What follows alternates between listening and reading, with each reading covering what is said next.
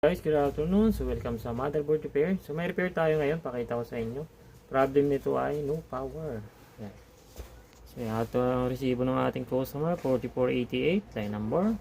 So, ang problem ay shorted daw kasi no power po siya. So, ayan.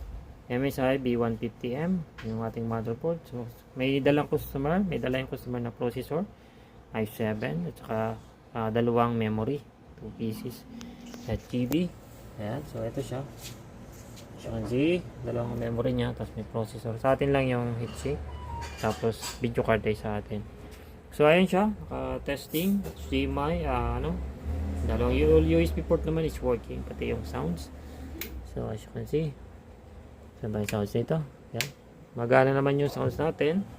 Ayan, mapapansin natin. So may internet din tayo. Ayan. So goods. Okay. Yeah, so running siya na benchmarking. Ayan, mag-isang oras na po siya.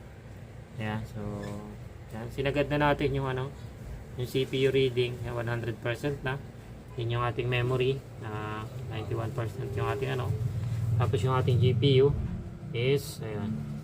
So you can see is 100% GPU usage sa benchmarking. Okay? So ayan, running naman siya yung CPU natin na 55 minutes. So detected. May internet naman tayo. Ayan, may reading, may internet.